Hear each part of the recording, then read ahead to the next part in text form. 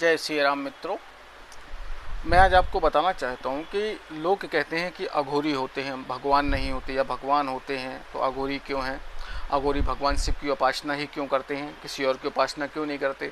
और कुछ लोगों का ये भी मत है कि हम भगवान की उपासना क्यों करें। बड़े बड़े देखिए जो बड़े लोग हैं, जो बहुत सारा पैसा कमाते हैं, वो कहीं मंदिर नहीं जाते, हम मंदिर क्यों जाएं।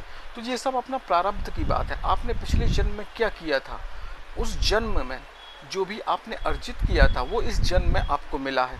परंतु आपने कुछ ना कुछ अच्छा अर्जित किया था, इसलिए आपको ये यहाँ पे मिला है, क्योंकि आप यहाँ पर मनुष्य की योनि में आए हुए हैं। आपने देखा होगा भेड़, बकरी, सुअर और कुछ जितने भी प्राणी होते हैं, उनमें कुछ प्राणी उनको इंसान बहुत चाव से खाता है।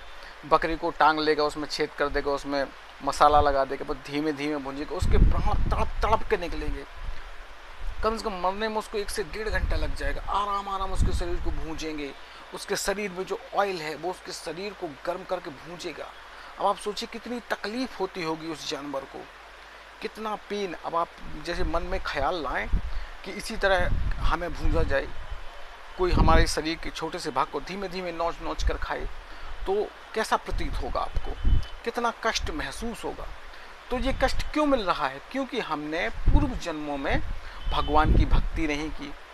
भगवान की भक्ति कई प्रकार से, आपने नवधा भक्ति के बारे में सुना होगा, किसी दिन नवधा भक्ति के बारे में बताऊंगा।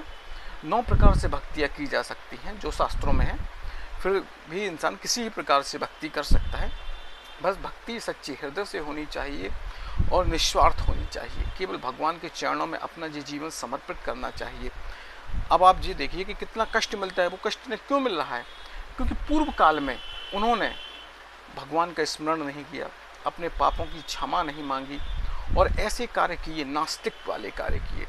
दान धर्म नहीं किया, कर्ज लिया चुकाया नहीं, या लोगों को कर्ज दिया और उसका सूद खाया, ब्याज खाया, जो उन गरीब लोगों की हाय लगी, जिसकी वजह से उनको वो योनियाँ प्राप्त हुई। और जैसे ही वो योनियाँ प्राप्त हुई तो उनको ये कष्ट प्राप्त हुआ। आपने देखा होगा कि कुछ बकरे ज़िंदगी भर घर में रहते, कुछ कुत्ते वीआईपी घर में रहते हैं, आराम से उनका जीवन कटता है, आराम से उनकी मृत्यु हो जाती है। तो उन्होंने पाप तो किए, लेकिन उनके कुछ पुण्य भी थे, इसलिए वो ऐसी जगह पर उत्पन्न हुए, ऐसे लोगों के पास गए। कुछ आपने देखा होगा बकरी को, कुछ ऐसे जानवर होते हैं जिनको कई देशों में धीमे धीमे जिंदा ही लटका देते हैं, भूंजते हैं, मृत्यु तक भूंजते हैं। आप उस कष्ट को महसूस करके देखिए, कितनी पीड़ा और कितने दर्द से उनकी मृत्यु। जैसे हम लोग कहते हैं, हे भगवान अपना जीवन हमने जी लिया, अब हमारी मृत्यु आराम से हो जाए, हमें कष्ट ना हो। यानी जरा से कष्ट के लिए भी हम ईश्वर को याद करते हैं, और पूर्व जन्म में किए गए पापों का जो आपको कष्ट मिल रहा है, इस जन्म में जब आप भगवान का नाम नहीं लेंगे, अच्छे कर्म नहीं करेंगे, तो वो कष्ट आपको मिलेगा, तो कितना पीड़ावान होगा आप सोचिए। इसलिए ईश्वर की भक्ति कीजिए, ईश्वर की भक्ति करने वाले लोगों की बातों को सुनिए, समझिए। इससे आपके अंदर भक्ति करने की इच्छा जागृत होगी, प्रेरणा जागृत होगी। जय महाकाली, जय महाकाली।